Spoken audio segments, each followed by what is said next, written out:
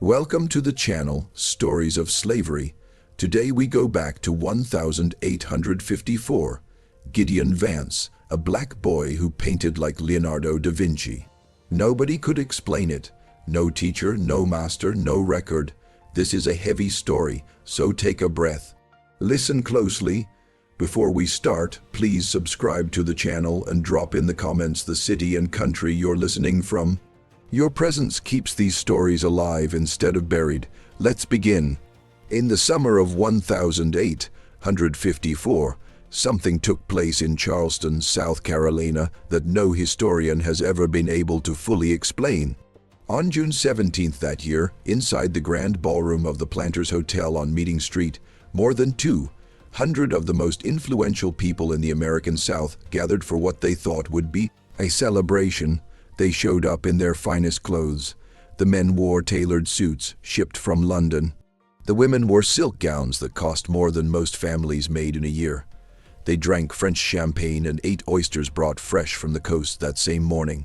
They had come to honor a young white man named Thomas Ashworth, who at only 24 years old had become the most celebrated painter across the entire South. But by the time that night ended, every single person in that room would witness something they could never unsee. A revelation so shocking that newspapers from Richmond to New Orleans would run the story on their front pages. A truth so uncomfortable that powerful men would spend years trying to bury it. And at the heart of it all was not Thomas Ashworth, but a 17-year-old enslaved boy whose name most of those guests had never heard spoken aloud. His name was Gideon, and this is his story. To understand what happened that night in Charleston, we have to go back 14 years to a cotton plantation 43 miles northwest of the city. The Ashworth plantation spread across nearly 3,000 acres of prime Carolina low country. In 1840, it was home to 112 enslaved people who worked the fields from before sunrise until after dark. The plantation belonged to a man named Cornelius Ashworth, a third-generation planter whose family had grown rich from cotton and rice.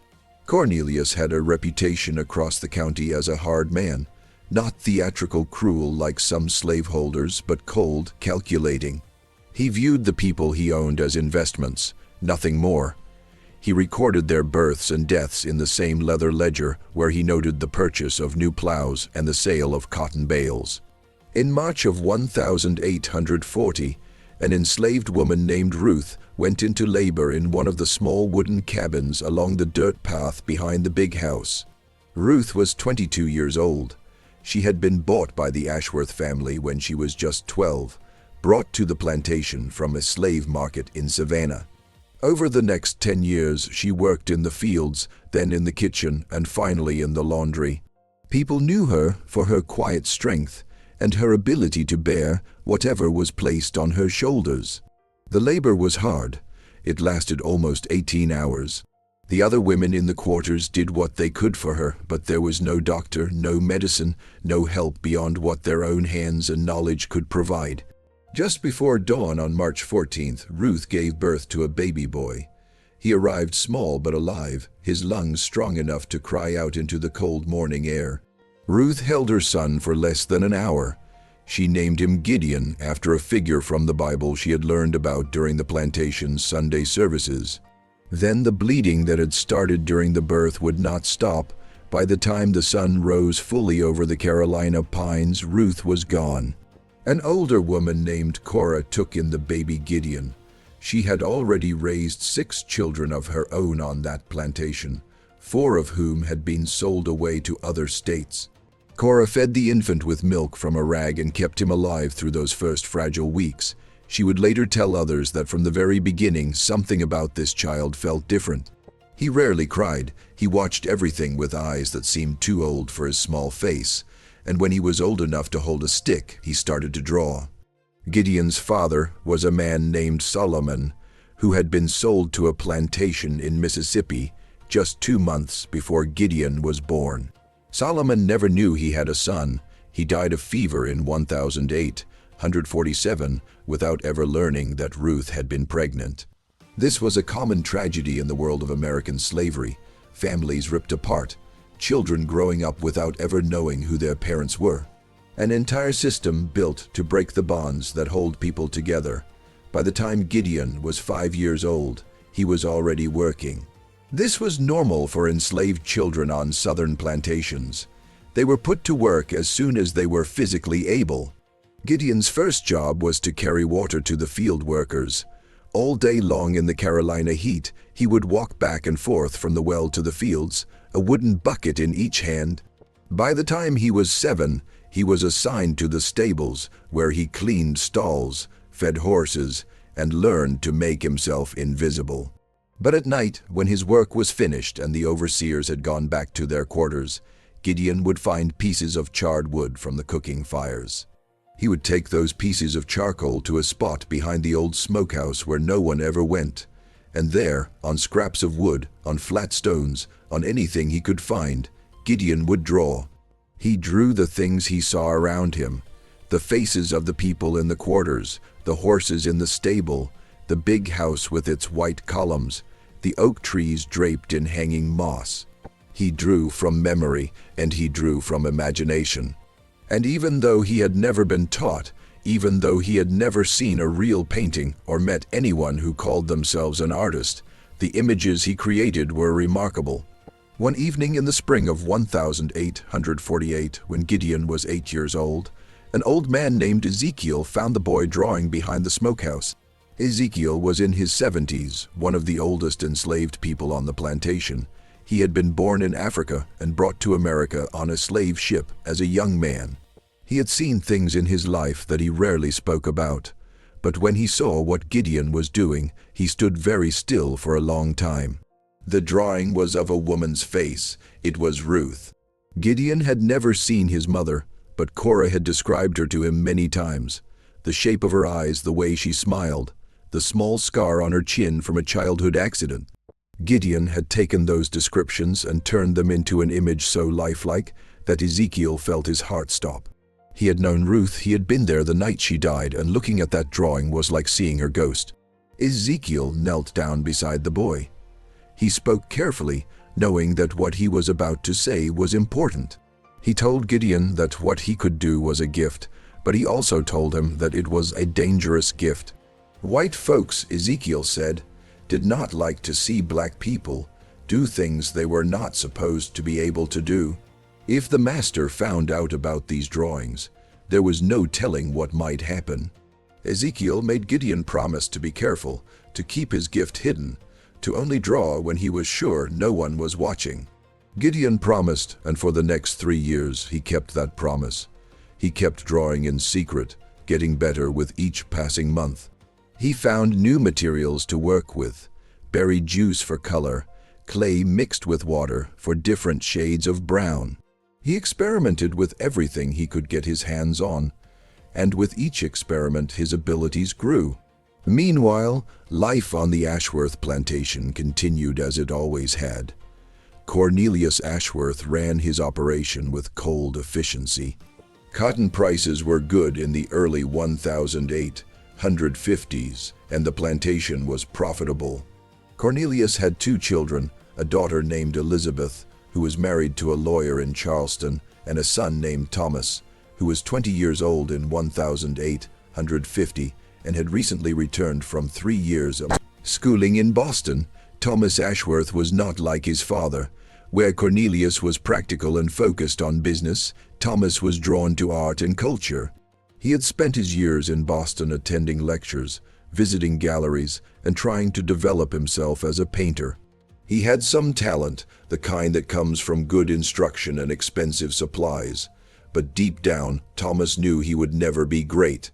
He had the technique, but not the spark. His paintings were competent but lifeless. They looked like copies of better work. This frustrated Thomas deeply. He had grown up being told he was special, that he was better than other people simply because of who his family was. The discovery that talent does not care about bloodlines or bank accounts was a bitter pill. Thomas returned to South Carolina with a chip on his shoulder and something dark growing in his heart.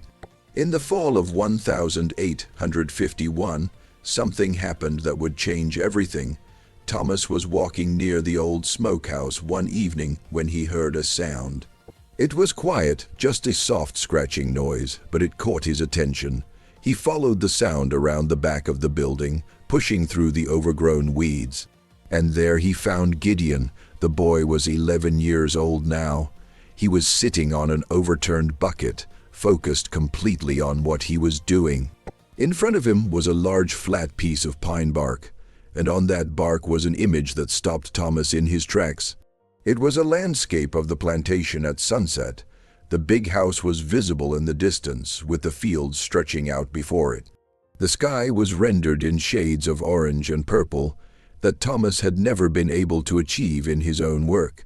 The shadows felt exactly right, the perspective was perfect, and there was something else, something harder to define. The painting had feeling, it had life. Looking at it was like looking through a window at the real thing. Thomas did not speak, he could not speak. For a long moment, he just stood there, his mind trying to process what he was seeing. This was not possible. This child, this enslaved boy who had never seen the inside of an art gallery, who had never held a proper brush or studied with a master, was producing work that was better than anything Thomas had ever created. Gideon had frozen when he realized he was not alone. He knew he was caught. He expected punishment. He expected to be beaten or sold, or worse. He had broken the unspoken rule of the plantation. He had revealed that he was more than what they said he was. But Thomas did not call for the overseer. He did not raise his voice or his hand. Instead, he knelt down and looked at the painting more closely. He asked questions. How long had Gideon been doing this? Where did he learn? Had anyone taught him? Gideon answered truthfully. He had been drawing since he was old enough to hold a stick. No one had taught him. He just saw things in his mind and put them down on whatever surface he could find. He did not know why or how. It was just something he could do. Thomas stood up slowly.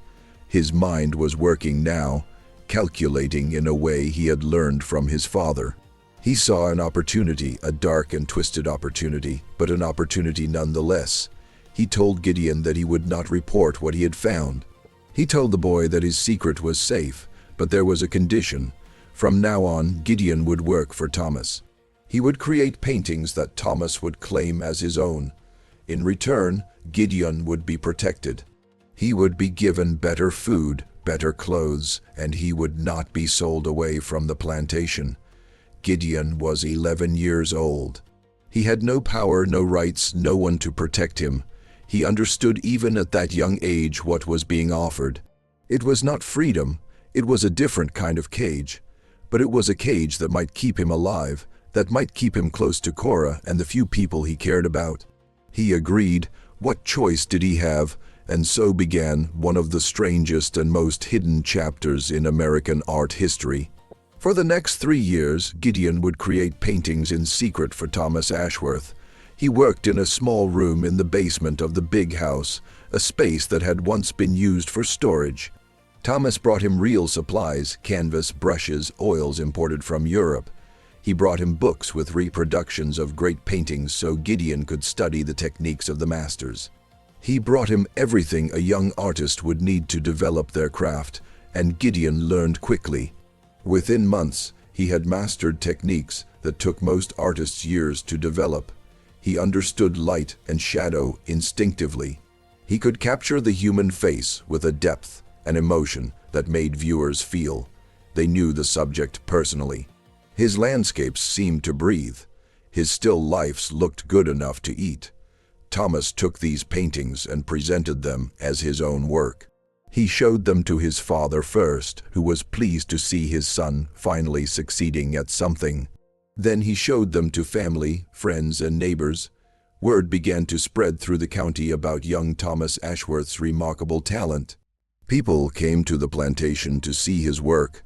They commissioned portraits and landscapes. They paid good money for paintings that Thomas had not touched except to sign his name.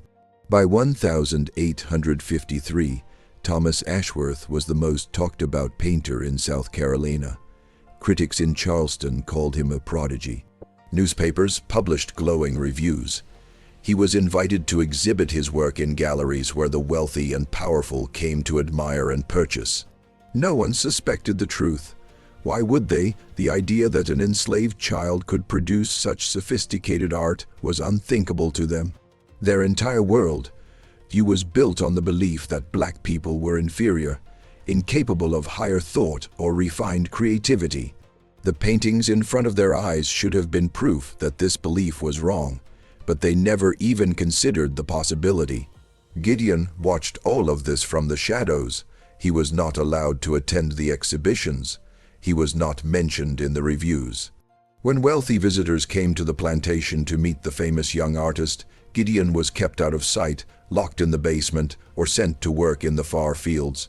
His existence was a secret that Thomas guarded carefully. But secrets have a way of creating pressure, and the pressure was building inside Gideon.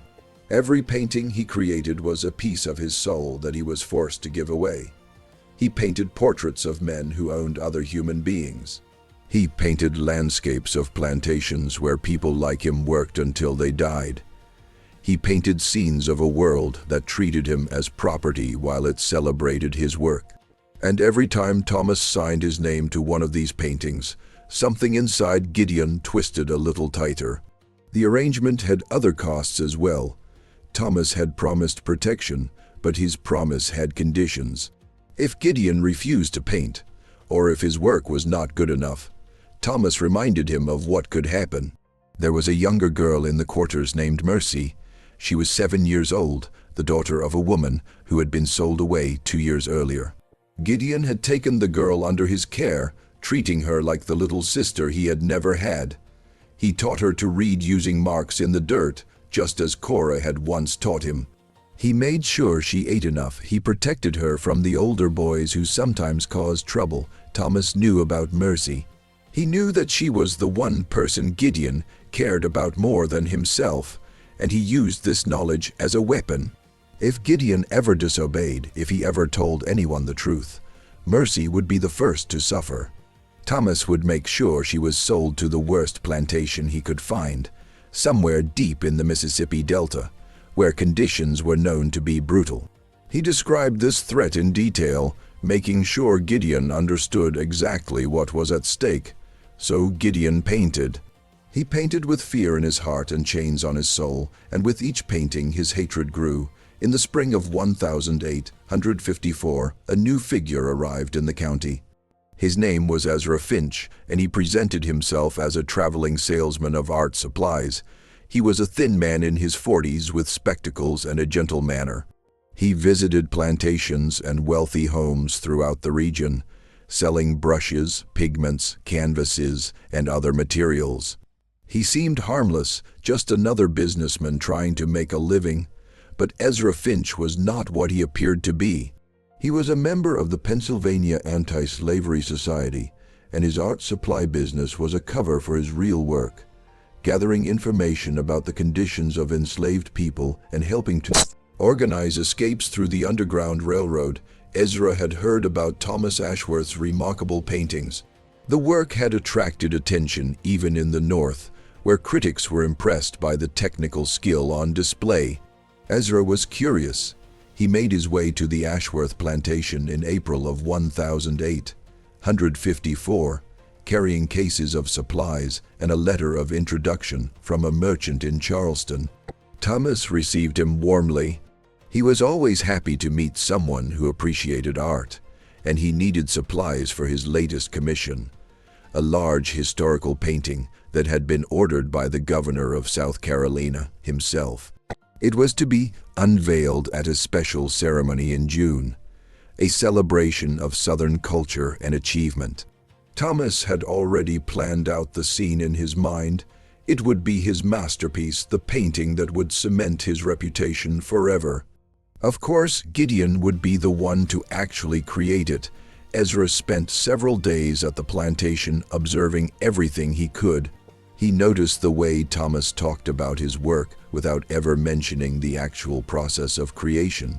He noticed the lack of paint stains on Thomas's hands, the absence of the telltale signs that mark a working artist. He noticed the way certain areas of the big house were kept off limits to visitors. And he noticed a young black boy who appeared briefly one evening carrying supplies from a basement door to a storage area. Something about the boy caught Ezra's attention. It was the way he moved, the way he looked at the world around him. There was an intensity in his eyes that did not match his lowered head and shuffling steps. Ezra had seen that look before in people who were hiding something important. One evening, Ezra excused himself from dinner early, claiming a headache. Instead of going to his room, he made his way quietly through the house to the basement stairs. He moved slowly, careful not to make any sound. At the bottom of the stairs, he found a door that was slightly ajar. Warm light spilled out from inside. He pushed the door open and stepped into a small room that had been converted into an artist's studio. There were canvases stacked against the walls. There were shelves filled with pigments and oils. There was an easel in the center of the room where a large painting was taking shape. And standing before that easel, brush in hand, was the boy he had seen earlier. Gideon spun around when he heard the door. His eyes went wide with terror. He dropped the brush, and for a moment both of them stood frozen, staring at each other across the cramped space. Ezra raised his hands slowly, showing that he meant no harm. He spoke in a low voice, calm and steady. He told Gideon that he was not going to hurt him. He was not going to tell anyone what he had seen. He just wanted to understand. It took a long time for Gideon to speak. 3 years of secrecy and fear had taught him to trust no one. But there was something in Ezra's manner that was different from the white men Gideon had known. There was no condescension, no hidden cruelty. There was only curiosity and something that looked almost like respect. Slowly, carefully, the story came out. Gideon told Ezra everything. The drawings behind the smokehouse, Thomas finding him, the arrangement that had trapped him for 3 years, the threats against mercy, the hundreds of hours spent creating paintings that would bear another man's name. When Gideon finished, Ezra was silent for a long moment. He looked at the painting on the easel, a landscape that captured the light of early morning with breathtaking accuracy. He looked at the stacks of canvases, each one representing hours of skilled labor by a child who received no credit and no compensation. He looked at Gideon, a 17-year-old boy who had been robbed of everything except his talent. Then Ezra made a decision that would set in motion the events of that night in Charleston. He told Gideon about the Underground Railroad. He explained that there were people throughout the South who helped enslaved people escape to freedom in the North and in Canada. He said that he could help Gideon and Mercy get out, could arrange for them to be taken to Philadelphia, where they could start new lives as free people. Gideon listened carefully, but when Ezra finished, he shook his head. Running away was not enough. If he disappeared, Thomas would continue to use the paintings that had already been created. He would continue to claim credit for work that was not his. He would face no consequences for what he had done. The truth would never be known. Gideon had been thinking about this for a long time. In the lonely hours he spent in that basement studio, his mind had turned over and over on the injustice of his situation. He had dreamed of revenge, of finding some way to expose Thomas for the fraud he was, but he had never seen a way to do it safely. Now, with Ezra's help, a plan began to form. The governor's commission was the key. It would be the most important painting of Thomas's career, unveiled at a ceremony attended by the most powerful people in the South. All eyes would be on that painting. If there was ever a moment to reveal the truth, that was it. Gideon told Ezra what he wanted to do. He would create the painting that Thomas had promised the governor, but it would not be the painting Thomas expected. It would be something else entirely. It would be a testament to the truth, a visual confession that could not be denied or explained away. Ezra saw the fire in Gideon's eyes. He understood that this young man had been pushed beyond the limits of what any person should have to endure. He understood the desire for justice that burned in him, and after a long conversation that lasted until the early hours of the morning, Ezra agreed to help. Over the next 2 months, the plan took shape. Gideon would create two paintings. The first was the one Thomas had ordered, a grand historical scene depicting the founding of Charleston. Gideon worked on this painting openly, letting Thomas see his progress, keeping him satisfied and unsuspecting. The second painting was created in secret. Gideon worked on it late at night after Thomas had gone to sleep. He hid it behind the larger canvas, covering it with cloth whenever he heard footsteps approaching. This painting was different from anything he had ever created before. It was not beautiful in the traditional sense. It was not the kind of art that wealthy people hung in their parlors. It was a statement, a declaration, a weapon made of paint and canvas. The centerpiece of the painting was a self-portrait. Gideon had never painted himself before. Thomas had never asked for such a thing, and Gideon had never thought to create one on his own. But now he stood before a small mirror that Ezra had smuggled into the studio and studied his own face for the first time as an artist studies a subject. What he saw surprised him. He had expected to see a victim, a boy broken by years of servitude and exploitation. But the face that looked back at him was strong. The eyes were fierce. There was a power there that years of bondage had not been able to destroy. He painted that power. He painted himself not as a slave, but as an artist, a creator, a human being with dignity and worth. He held a brush in one hand like a sword. Behind him, flames consumed a plantation that looked very much like the Ashworth estate. And scattered throughout the painting, hidden in the details, were the faces of everyone Gideon had known in his 17 years of life. Korah, who had raised him, Ezekiel, who had warned him, Ruth, his mother, reconstructed from Korah's descriptions in his own imagination. Mercy, the little girl he had sworn to protect. In the corner of the painting, clearly visible, was a signature, Gideon, not Thomas Ashworth. Gideon, a single word that would tell the world everything. As June approached, the preparations for the governor's ceremony intensified. Thomas was busy with social obligations, attending parties, and giving interviews about his upcoming masterpiece. He visited the basement studio less frequently, trusting that Gideon would complete the work as ordered. This gave Gideon more time to work on his secret painting, adding layers of meaning and detail that would only become clear upon close examination.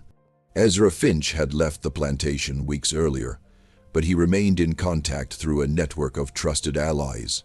He had arranged for several members of the Underground Railroad to be present in Charleston on the night of the ceremony. If something went wrong, if Gideon and Mercy needed to escape quickly, there would be people ready to help them disappear into the night. On June 15th, 2 days before the ceremony, Thomas came to the basement studio to inspect the finished painting. He pulled back the cloth that covered the large canvas and looked at what Gideon had created. It was magnificent.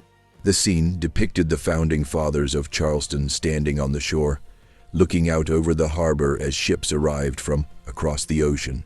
The colors were rich and vibrant, the composition was perfect, every face was rendered with lifelike precision. It was exactly what the governor had ordered, exactly what Thomas had promised. Thomas smiled. He clapped Gideon on the shoulder in a rare gesture of approval. This painting would make him famous throughout the entire South. He said it would be the crowning achievement of his career. He left the studio in high spirits, already imagining the praise he would receive. He did not see the second painting hidden behind the larger canvas.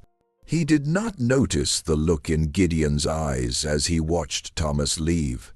The day of reckoning was approaching.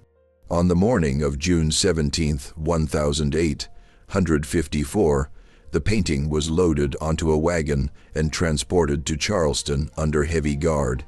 It was wrapped in layers of cloth to protect it from the elements, and Thomas himself rode alongside it, anxious to ensure that nothing happened to his masterpiece.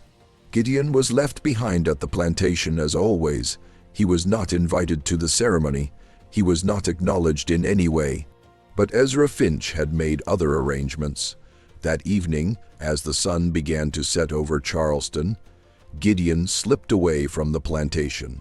He carried nothing with him except the clothes on his back and a small cloth bag containing his secret painting, carefully rolled to protect it from damage. Mercy was with him, holding his hand tightly as they made their way through the woods to a meeting point where a wagon waited. The driver was a free black man named Samuel, who made his living transporting goods between plantations. He was also a conductor on the Underground Railroad, and he had helped dozens of people escape to freedom over the years. He did not ask questions when Gideon and Mercy climbed into the back of his wagon. He simply nodded and clicked his tongue to set the horses moving. The journey to Charleston took several hours. They traveled on back roads to avoid being seen, and they stopped twice when Samuel spotted patrols in the distance. But by the time the stars appeared in the sky, they had reached the outskirts of the city. The Planters' Hotel was lit up like a palace. Lanterns hung from every window, and the sound of music and laughter spilled out into the street. Carriages lined the block as wealthy guests arrived for the ceremony. Inside, over 200 people had gathered in the grand ballroom, where refreshments were being served, and anticipation was building for the unveiling of Thomas Ashworth's masterpiece. The painting stood at the front of the room, covered by a large velvet curtain. Thomas stood beside it, accepting congratulations from admirers who had not yet even seen the work. He was dressed in his finest suit, his hair perfectly combed, his smile wide and confident. He had no idea that at that very moment his entire world was about to collapse. Ezra Finch was in the crowd dressed as a server. He had obtained a uniform from an ally who worked at the hotel, and he moved through the room carrying a tray of champagne glasses, his eyes scanning for the moment when the plan would be set in motion. At exactly 8:00, the governor of South Carolina stepped up to a small podium beside the covered painting. The room fell silent.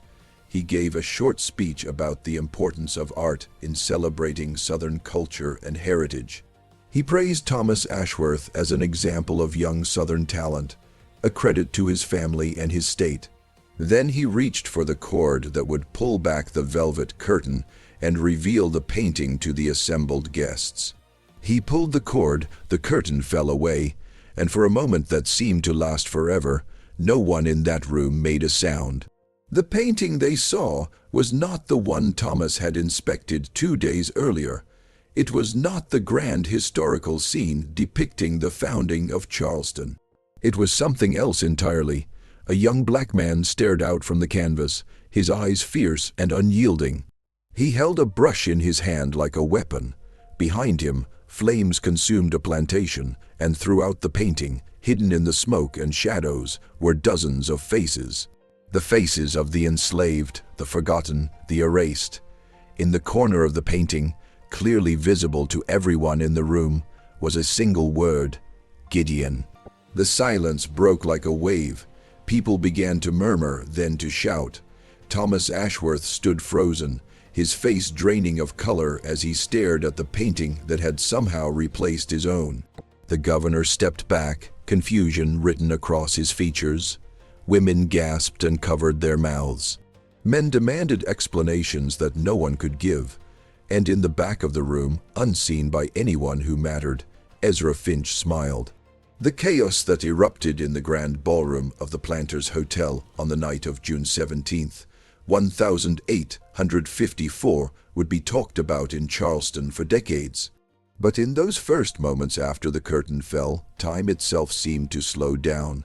Every person in that room was frozen, their minds struggling to make sense of what their eyes were showing them. Thomas Ashworth was the first to move. He lunged toward the painting, his hands reaching out as if to tear it from the easel. But before he could touch the canvas, 2 men grabbed his arms and held him back.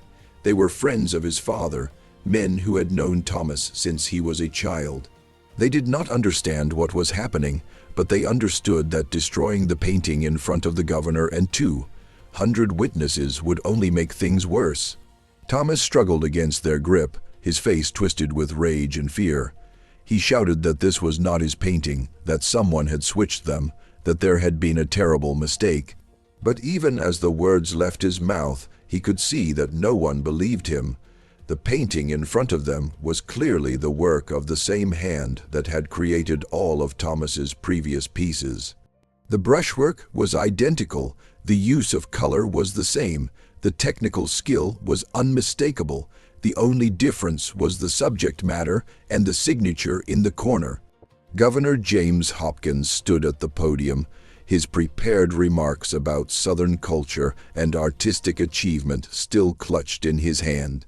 He was a politician, a man who had spent his career navigating difficult situations.